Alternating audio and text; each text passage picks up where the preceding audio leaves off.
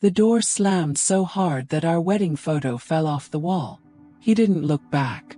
I was holding the positive pregnancy test in my hand, still warm. 40 years old. Pregnant. Alone. All in less than 3 minutes. You know what he said before leaving? You'll manage. You always do. As if it were a compliment. As if abandoning a 40-year-old pregnant woman was liberating her. I collapsed on that living room floor. The test still in my hand. And for the first time in 20 years I screamed. I didn't cry. I screamed. 3 days earlier, we were choosing where to spend New Year's Eve. He was laughing, hugging me, talking about plans. 3 days. That's how long it took him to erase 7 years of us. The phone rang that night. It was my sister. How was dinner?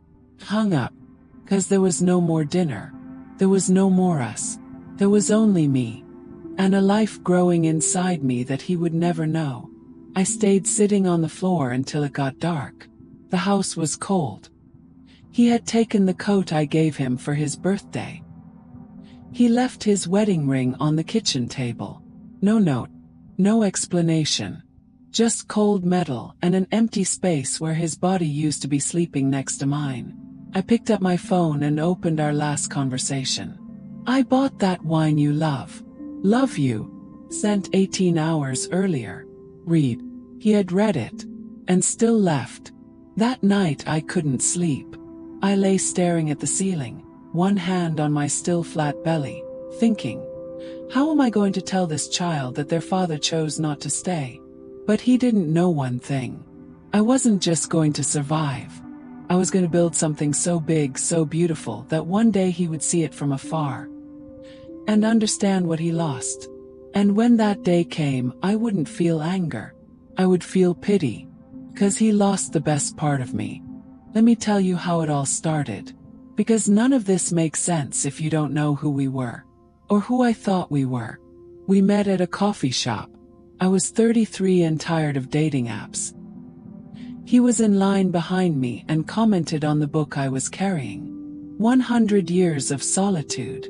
Heavy for a Tuesday, isn't it? I laughed. He had an easy smile. The kind of smile that makes you forget you were having a bad day.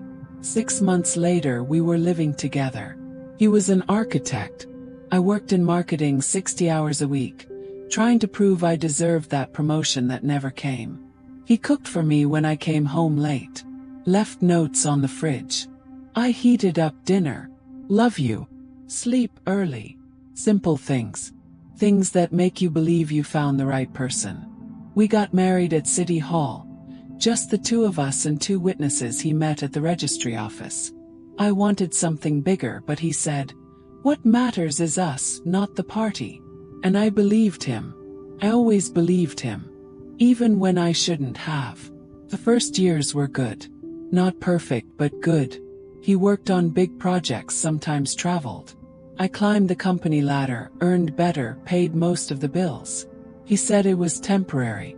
When my office takes off, I'll take care of everything. I didn't mind. I loved him. And love doesn't count who pays more. But gradually something changed. He spent more time on his phone. Came home later. Conversations became shallow, automatic. How was your day? Good. And yours? Good. Silence. Dinner. Repeat. Thought it was a phase. That every marriage goes through this. So I didn't ask.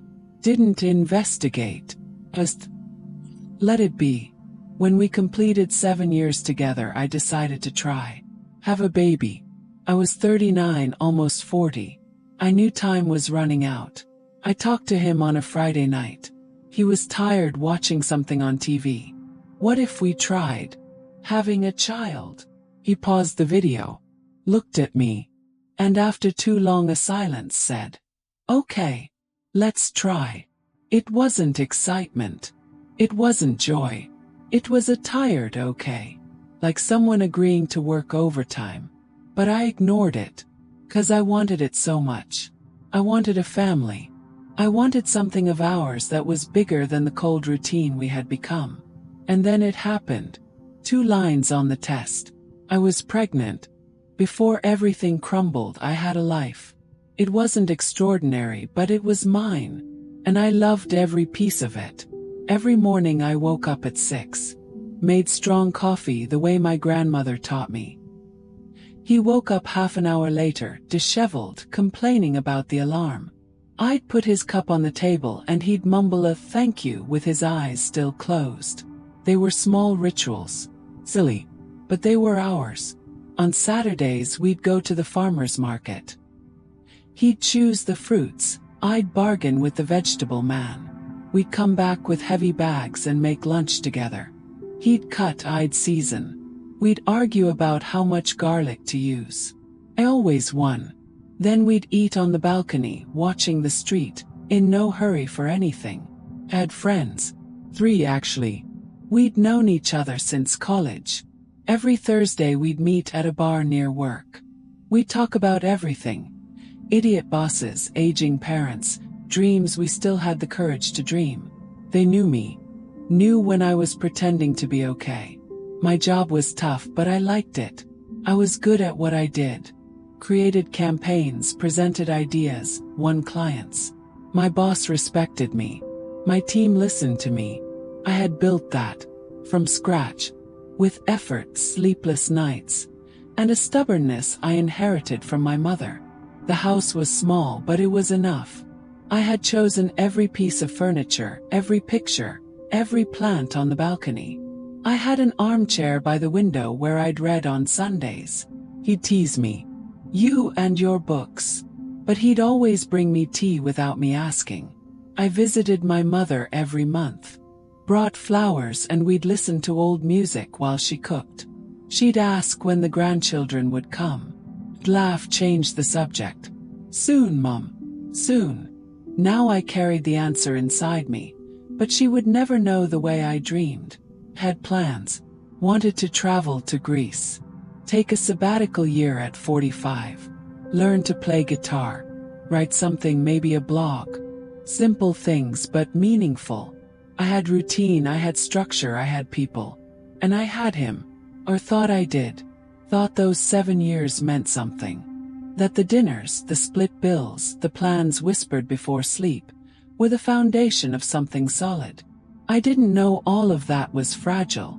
That all it took was a pregnancy test for him to decide he didn't want any of it anymore. None of me. 3 days. That's all he needed to erase 7 years. On the first day, he barely spoke to me. Left early, came back late. Locked himself in the office. I knocked on the door. We need to talk. He opened it but didn't look me in the eyes. Not now. I have a headache. Shut the door in my face. I stood there in the hallway. 1 week pregnant. Alone on the outside of a locked door. In my own house. On the second day he started packing. Silent. Methodical. I asked, "Are you leaving me?" He stopped, shirt in hand, and said, "I can't be a father. Not now. Maybe never." I felt my stomach drop. "But we tried. You agreed." He laughed. Bitter, cruel laugh. "I agreed because you wouldn't stop talking about it. I thought it wouldn't happen. Thought it wouldn't happen. As if my child were an accident he could simply ignore. I tried to negotiate. Begged. We can wait. Do therapy. Talk." He shook his head. "I don't want this, understand? I don't want this life. This life. With me. With our child." On the third day he finished packing. 2 suitcases. 1 backpack. It was quick. 7 years fit in 2 suitcases, apparently. I was sitting in the living room, mute, watching him come and go. He stopped at the door. Looked at me one last time. And said, "You'll manage. You always do." And he left. I heard the car start. Heard him drive away. And I stayed there, petrified, until nightfall. Called my sister. Cried so much she didn't understand anything. He left. I'm pregnant. He left. She was silent. Then said, "I'm coming over." But I said no. I didn't want anyone seeing me like that. I looked around. The house was the same but empty. The spaces where his things were screamed. The toothbrush that disappeared from the bathroom. The charger that was no longer in the outlet. The pillow that still had his smell. I opened the fridge. He had taken the wine I bought. Left the food I cooked. Symbolic, right? Took what was good, left what took work. I sat on the kitchen floor. Ran my hand over my belly. Still empty but full of future. And I thought, how am I going to do this alone? 40 years old. Pregnant. Abandoned. I had no brother to help me. My mother was elderly. My friends had their own lives. And the worst part was the shame. The humiliation of having to tell people. The doctor. Work. Everyone who would ask. And the father. What would I say? That he didn't want to. That I wasn't enough. That night I didn't sleep. I lay staring at the ceiling, listening to the heavy silence of a house that became too big for one person. And something inside me broke. The first person I told was my boss. I needed to notify him about maternity leave. I walked into his office with sweaty hands. I'm pregnant. I need to adjust my workload over the next few months. He smiled. Congratulations. Your husband must be thrilled. I swallowed hard. Actually, I'm not married anymore. His smile withered. He didn't know what to say. No one ever does. 2 weeks later, they removed me from the main project. It's too much pressure for an expectant mother. They didn't ask if I wanted that. Just decided for me.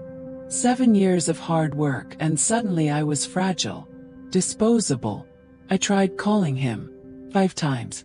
Went to voicemail. Sent messages. We need to talk about child support. About everything. Read. No response. He blocked me a week later. I went to a lawyer. An older, tired man who had seen worse stories than mine. Do you have proof of common law marriage? Joint documents? I did. Rental contracts, bills. And does he acknowledge paternity? Not yet. Then it's going to be long. And expensive. I left with a quote I didn't have. And a lump in my throat that wouldn't go down. My friends tried to help. Made dinner plans, brought dessert, listened to me cry. But gradually, the calls became more spaced out. Their lives continued. Husbands, children, trips. I was the pregnant, abandoned, sad friend. No one can carry someone else's pain for long. My belly started to grow. 4 months, nothing fit anymore. I had to buy new clothes. In the fitting room, I looked at myself in the mirror. Round belly, swollen eyes. Alone in a department store on a Tuesday afternoon. Cried right there. The saleswoman pretended not to see. The bills started to tighten. Without his money, rent ate up half my salary. I tried to move to a smaller place. Cheaper. But no one wants to rent to a pregnant single mother. Sorry, we already rented to someone else. 3 times in a row. I started selling things. The TV we bought together. Couch. Pictures. A gold ring my grandmother left me. I needed money for baby supplies, for delivery, for everything that was coming. In the 5th month, I finally managed to talk to him. He answered by accident. What do you want? Cold, distant voice. I want you to take responsibility for your child. At least financially. He sighed. I'll send you something when I can. He didn't. Never did. One night, lying in bed, I felt the baby move for the first time. A slight tremor like a butterfly. I put my hand on my belly. And for the first time in months, I felt something besides fear. Felt anger. Pure, boiling, necessary anger. Anger at him. For being a coward. Anger at the world. For judging. Anger at myself. For having believed. But deep in that anger, something began to pulse. Stubborn. Something I couldn't name yet. In the 7th month I broke. Completely. I was on the subway. coming back from another prenatal appointment alone. A woman sitting across from me was with her husband and a baby in her lap. They were laughing. He was holding her hand. I looked down at my huge belly, my empty hands, and something inside me collapsed. I got off 2 stations early, walked aimlessly, cried on the street. People passed and looked away. No one stops for a crying pregnant woman. It's too uncomfortable. I got home and looked at the little room I had started setting up. Second-hand crib. Little clothes my mother had bought. A pile of diapers I was collecting bit by bit. And I thought, I'm not going to make it. Called my sister. 3 in the morning. She answered scared. What happened? Are you okay? And I told the truth for the first time. No, I'm not okay. I don't want this anymore. I'm tired. I can't take it anymore. Silence. Then she said, firm voice. I'm coming tomorrow. Said no. She came anyway. She walked in, saw the messy house, saw me in a bathrobe, dirty hair, no strength. She hugged me, and I crumbled in her arms like a child. I'm not strong enough. Everyone thinks I am, but I'm not. She made me sit, Miti, and said, you don't have to be strong alone. No one does. But I felt alone. So alone it hurt physically. That week I thought about giving up everything. Giving the child up for adoption. I researched, read accounts, cried even more. How would I choose? My child growing up without me. Or growing up with me but with nothing. Poor, tired, resentful. I stopped eating properly. The doctor scolded me. You need to take care of yourself. For the baby. But I could barely take care of myself. I had lost everything. My marriage. My decent job. My dignity. What was left? One night, sitting on the bathroom floor, huge belly, swollen feet, I looked in the mirror. I didn't recognize myself. I was someone else. Broken. Defeated. I grabbed my phone. Went to his contact. Block. But I knew the number by heart. I typed a message I never sent. You won. I gave up. I stared at the words. My finger over the send button. And then I felt it. Strong kick. My child moving. Protesting. As if saying, hey, I'm here. Don't give up on me. I deleted the message. Rested my head against the cold wall. And breathe. Just breathe. It wasn't a moment of strength. It wasn't inspiration. It was just stubbornness. The same stubbornness that made me leave my mother's house at 18. That made me finish college while working during the day. That made me climb the company ladder, even being a woman in an office of men. I wasn't ready to get up. But something inside me still pulsed. Stubborn. And that something wouldn't let me give up. The next day I woke up different. Not better, but different. I got up, showered, combed my hair. I looked at my belly in the mirror and said out loud, we're going to make it. I didn't really believe it. But I needed to hear the words coming out of my mouth. I opened the closet. In the back, stored in a box, was my wedding dress. White, simple, with lace on the sleeves. I had kept it thinking it was special. That it meant something. I grabbed the dress. Felt the fabric between my fingers. And then I did something that surprised me. I listed it for sale. Wedding dress, size M, worn once. Excellent condition. Posted it online. Sold it in 2 hours. The money wasn't much, but it was symbolic. I was selling the past. Freeing myself from the weight. Then I took all the photos that were still around the house.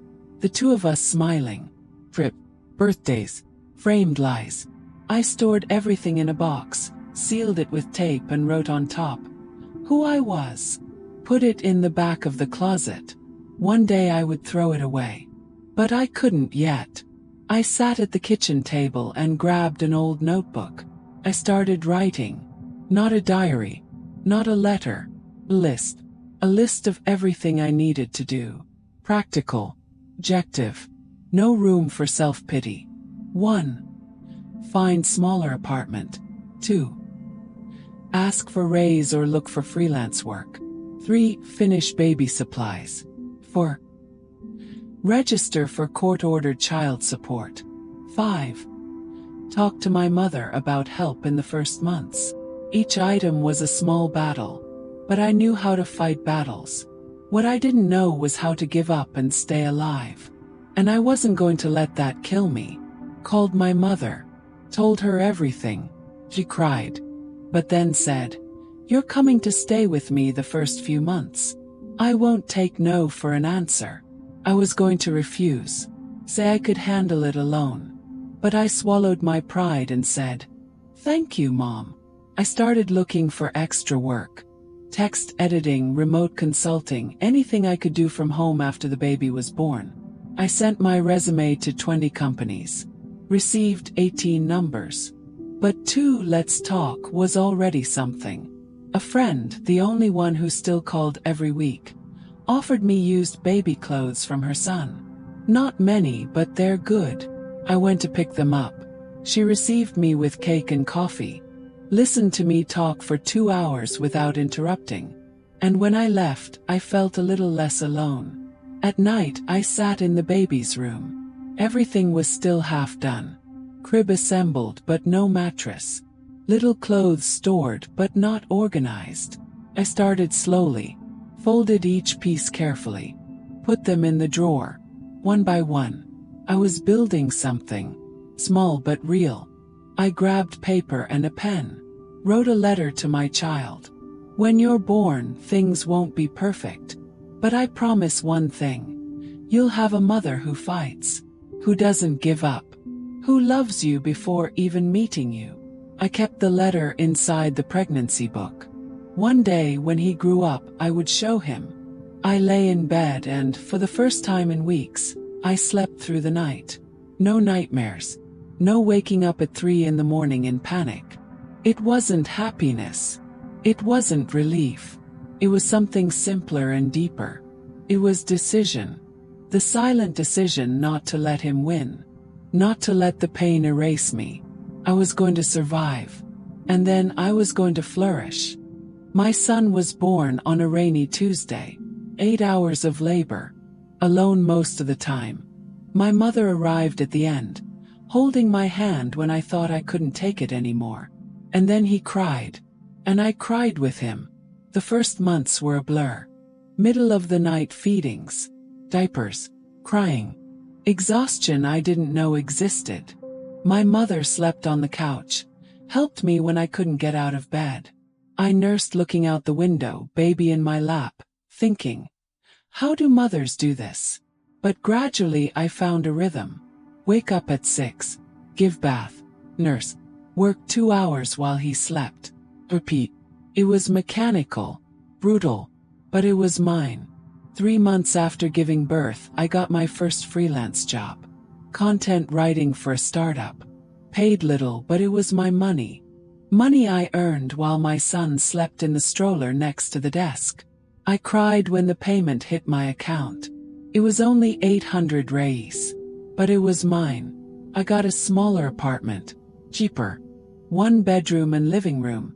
But it had natural light and was near the subway. I carried boxes alone, baby strapped in the sling. The neighbor helped me with the couch.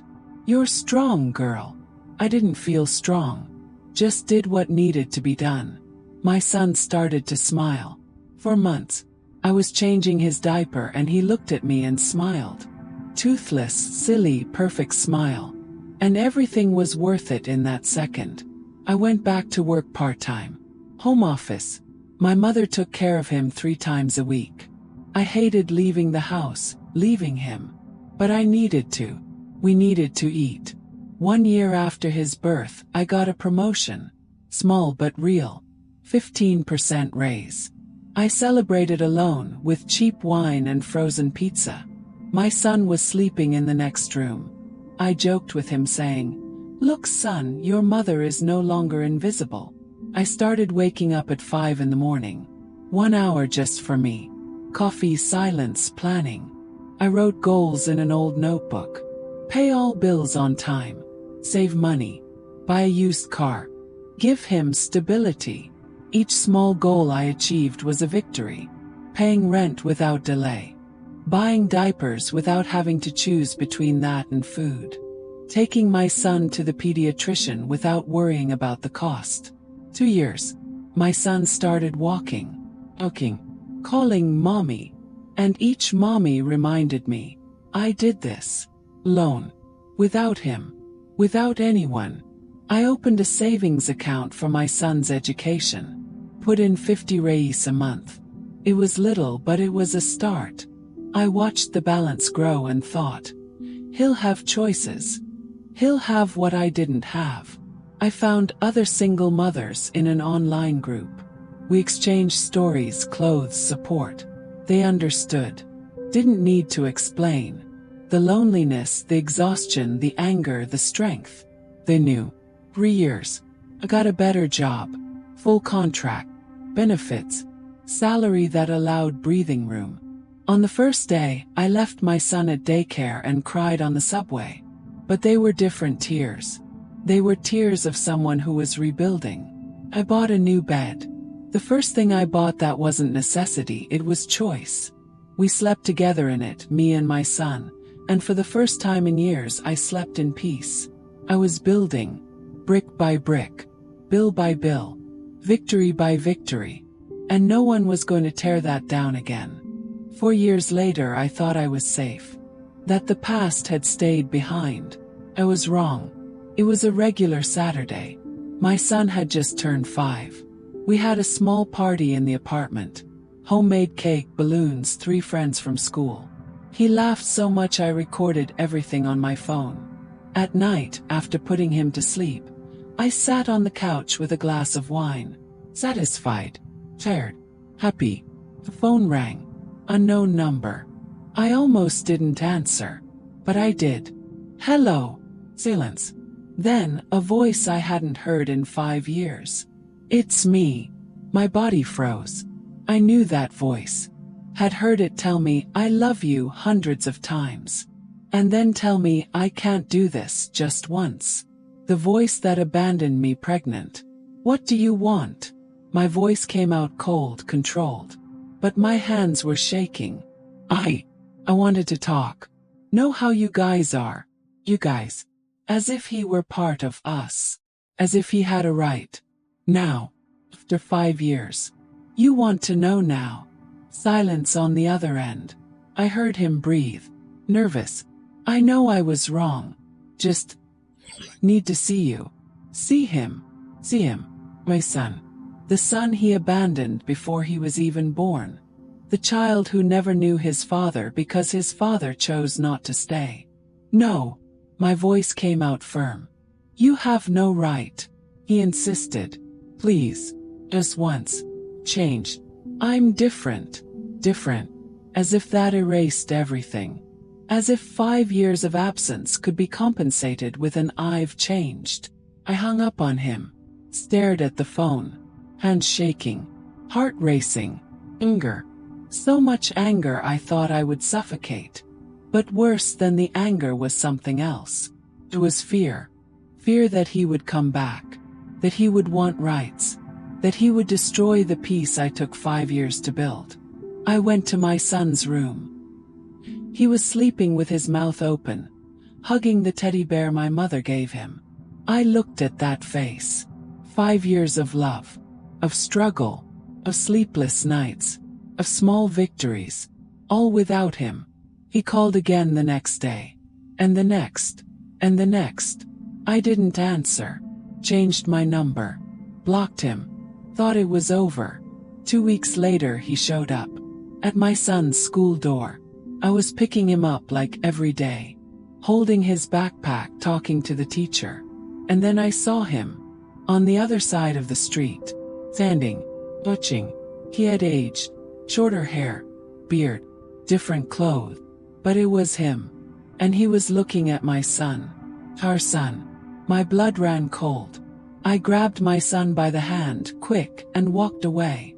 Felt his eyes on my back. He didn't approach. Just stood there watching. I got home and locked the door. Sat on the floor, heart racing. My son looked at me, scared. "Mom, are you okay?" I took a deep breath. "Mile, I am, honey. Just tired." That night he sent a message to my work email. He had found me. "I know you don't want to talk to me, but I need to know my son. I have a right." But the word burned me. What right? The right to show up after 5 years. To mess up the life I built. To confuse the head of a child who never asked about him because he never knew he existed. Called the lawyer. "Can he ask for shared custody?" The lawyer sighed. "He can. And he has chances of getting something. Visits, at least." I felt the ground disappear under my feet. Everything I built. Everything I protected. He could destroy it with a lawsuit. And then the phone rang again. Answered. He was different. Broken voice. Humble. "I don't want to fight in court. I just want to talk. In person. Please." Accepted. Not because I wanted to, but because I needed to look him in the eyes and understand. Understand how someone abandons and comes back as if nothing happened. We met at a cafe.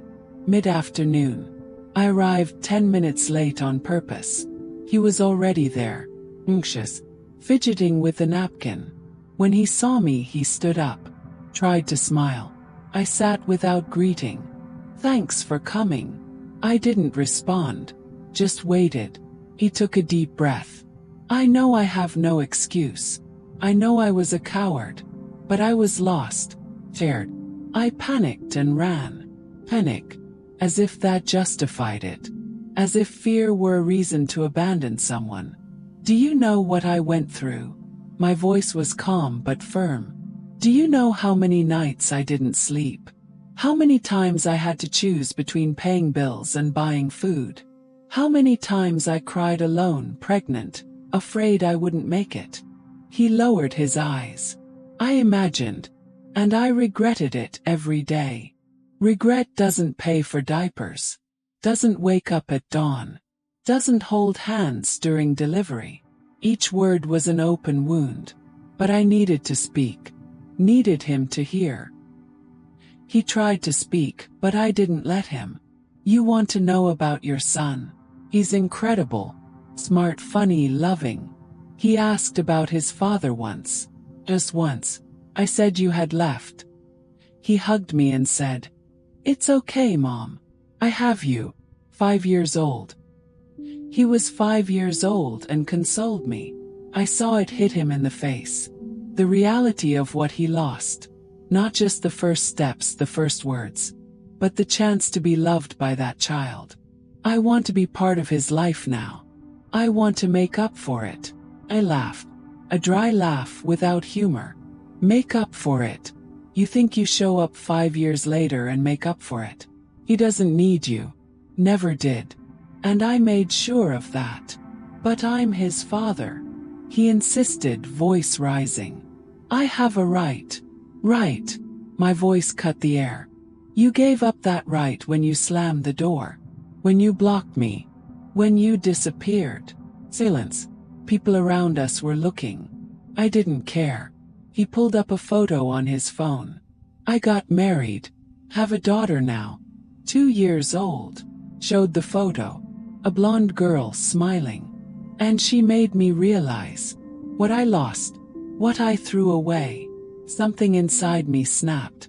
It wasn't anger. It was clarity. He didn't come back because he missed us. He came back because he had another child and felt guilty. Me and my son were his redemption project. "You're not going to use my son to clean your conscience." I stood up, grabbed my purse. "He's fine. We're fine. And we'll continue that way. Without you. I can go to court." He threatened, desperate. "You can. And you'll lose." I looked him in the eyes one last time.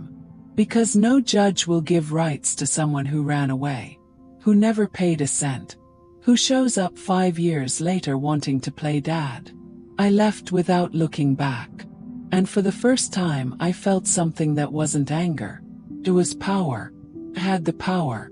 I built the life. I made the decisions. He had no more control over me.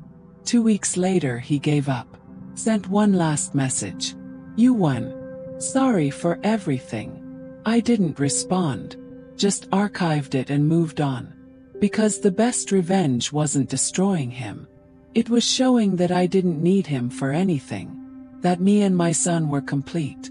Happy. Whole. He lost. And I didn't even have to fight. His life was already the punishment. Took me months to realize something strange. I didn't feel anger anymore. It wasn't immediate forgiveness. It wasn't enlightenment. It was exhaustion. Exhaustion from carrying that weight. From waking up thinking about him.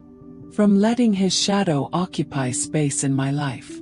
One night my son asked, Mom, why are you sad sometimes? I was washing dishes.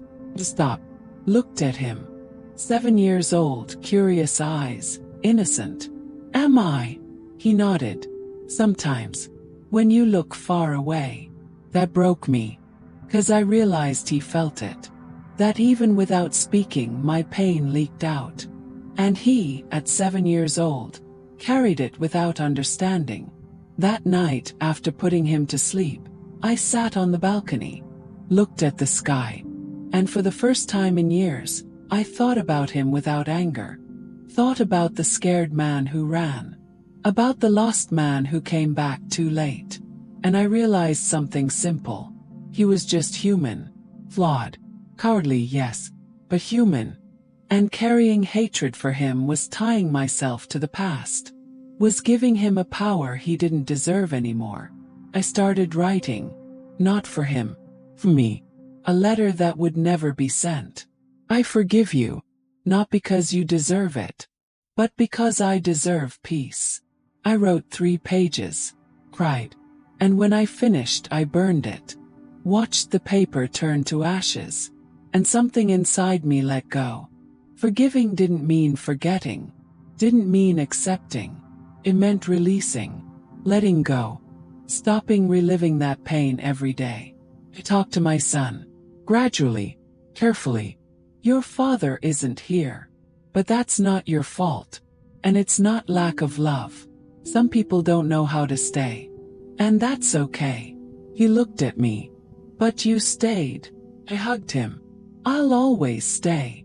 I understood that my son didn't need a father who ran. He needed examples of love. And he had them. My mother, who gave up her own peace to help us. My sister, who called every week. The teachers, the friends, the neighbors who became chosen family. I started looking at my story differently. Not as tragedy, but as transformation. I was no longer the abandoned woman. I was the woman who rebuilt. The mother who raised alone. The survivor who became a warrior. I looked at my life. Small apartment but ours. Stable job. Healthy son. Bills paid. It wasn't perfect. But it was honest. It was real. It was mine. I taught my son something I learned along the way. Not everyone will stay, honey. And when someone leaves, it's not your job to convince them. It's your job to continue. And be happy anyway. He didn't fully understand. But one day he will. I learned that strength isn't not falling. It's getting up. Strength isn't not crying. It's drying the tears and moving forward. Strength isn't not needing help. It's accepting it when it comes. And I realized the biggest lesson of all. He didn't destroy me. He revealed me. Revealed a strength I didn't know I had. Capacity to love, to fight, to rebuild that was dormant. I look at my son sleeping and I know. It was all worth it. Every tear.